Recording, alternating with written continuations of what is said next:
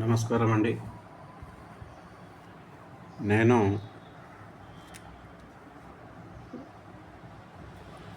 ఒక 7-8 సంవత్సరాల క్రితం అనుకుంటా, నేను ఒలిగొండ దగ్గర పక్కకున్న ఒక గ్రామానికి వెళ్ళాను. ఆ ఊరిలో ఒక ఇంటిలో మా బంధువులు ఉన్నారు. ఇది ఇల్లండి. ఈ ప్లేస్లో మా బంధువుల ఇల్లు ఉంది. ఇది ఈస్ట్ ఫేసు, వీళ్ళకి ఇది వెస్ట్ ఫేస్. ఈ ప్లాట్ వాళ్ళకి ముందు ఈస్ట్ ఫేస్ కూడా రోడ్ ఉందండి. అయితే నేను మా బంధువుల ఇంటికి, ఈ ఇల్లు ఏదైతే ఉందో మా బంధువుల ఇల్లు, ఈ ఇంటికి ముందు అరుగులు ఉన్నాయి కూర్చోవడానికి. నేను ఈ అరుగుల మీద కూర్చున్నప్పుడు నేను ఈ ఎదురు ఉన్న ఇంటిని, ఈ రోడ్ ఎమ్మటి అబ్జర్వ్ చేసినప్పుడు, ఈ ఇంటి వాళ్ళకి ఇక్కడ ఈ మొత్తానికి మధ్యలో ఒక దిమ్మెలాగా కట్టి ఇక్కడ నుండి ఒక డోర్ ఇచ్చారు, ఇక్కడ ఒక డోర్ ఇచ్చారు.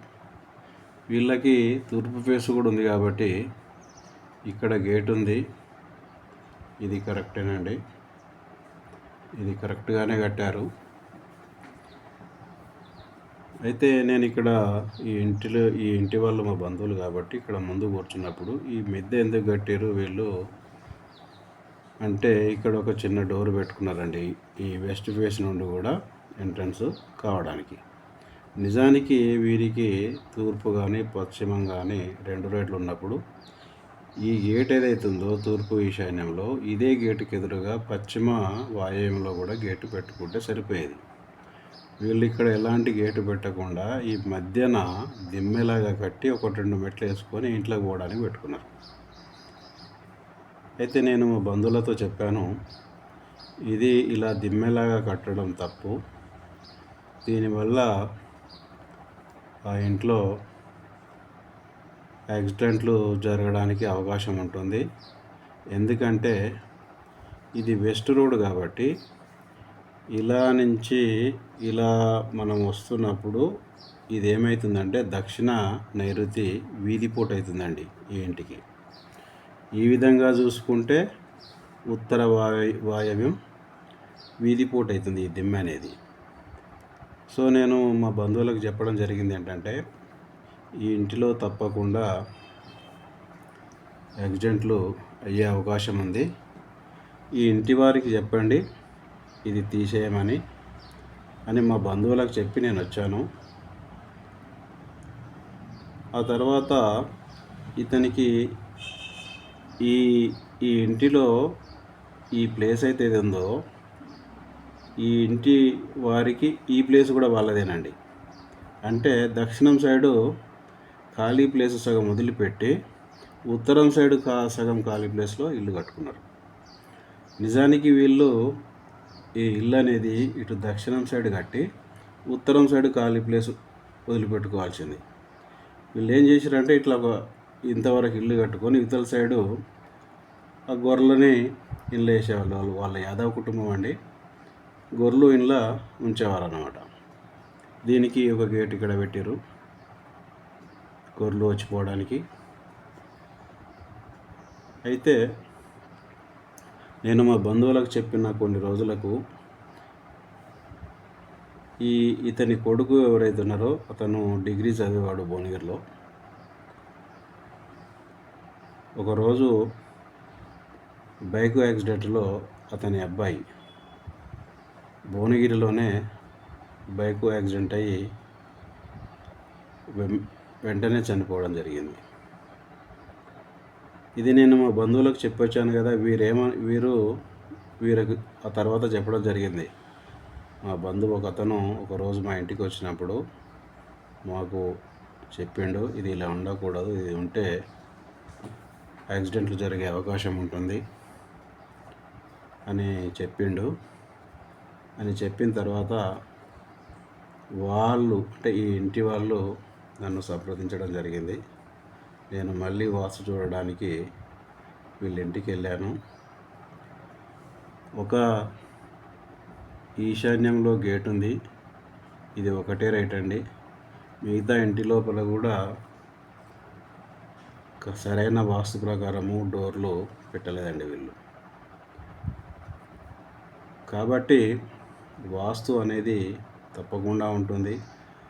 వీరు ఇంటి లోపల ఏమో కానీ ఈ బయట ఈ మిద్దెలాగా కట్టడము వీళ్ళకు చాలా డేంజర్ సంభవిస్తుందని చెప్పాను, సంభవించింది. వాళ్ళ అబ్బాయి యాక్సిడెంట్లో చనిపోవడం జరిగింది. కాబట్టి ఎప్పుడైనా సరే పశ్చిమం సైడ్లో కానీ దక్షిణం సైడ్లో కానీ ఇలా మిద్దెలాగా ఒక ఎత్తు ఎప్పుడు కట్టొద్దండి. ఇది యాక్సిడెంట్లకు తప్పకుండా దారితీస్తుంది. కాబట్టి మీరు పల్లెటూరులోనైనా సరే, సిటీలోనైనా సరే, ఎక్కడైనా సరే ఇల్లు కట్టేటప్పుడు వాస్తు తెలిసిన వారిని సంప్రదిస్తే అతను వీరికి సలహా ఇచ్చేవాడు. మీరు ఇక్కడ కాదు కట్టాల్సింది, ఈ ప్లాట్లో కట్టుకోండి, ఇక్కడ ఖాళీ జాగా ఉంచుకోండి అని చెప్పాల్సింది. కానీ వీరు ఇక్కడ ఖాళీ వేసి పెట్టి ఇక్కడ కట్టడం జరిగింది. సో ఈవెను వాయవ్యే పశుమందిరం అన్నారు. అంటే ఈ ఇంటికి మొత్తానికి ఒకవేళ వాళ్ళు ఇక్కడ ఈ ప్లేస్లో కనుక ఇల్లు కట్టుకుంటే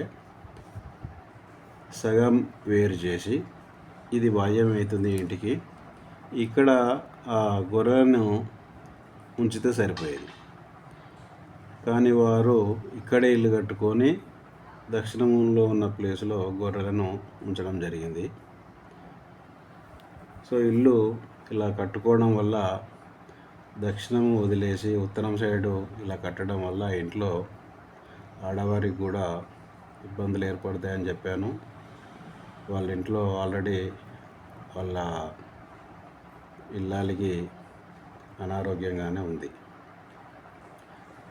సో వాస్తు సరిచేయమని చెప్తే నేను ఒకటే సలహా ఇచ్చాను, ఇంట్లో కొన్ని తప్పులు ఉన్నాయి, అది సరిదిద్దుకోండి.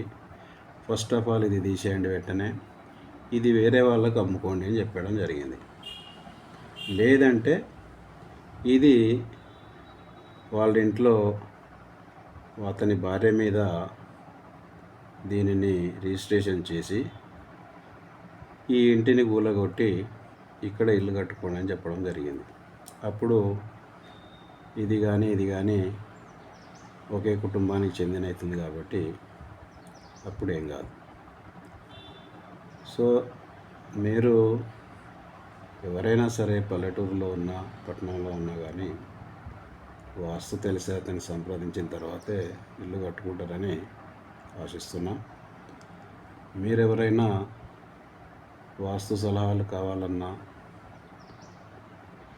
లేదా మీ ఇల్లు వాస్తు ప్రకారంగా ఉందో లేదో చూడాలన్నా, ప్లాను గీసిన దానిని చూడాలన్నా, సైటు విజిట్ చేయాలన్నా నాకు ఈ నెంబర్కు కాల్ చేయండి. నేను వచ్చి వాస్తు ప్రకారంగా అది మనకు ఉపయోగపడుతుందా లేదా అనేది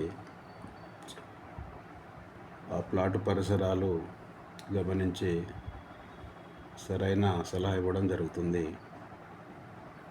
థ్యాంక్ యూ వెరీ మచ్.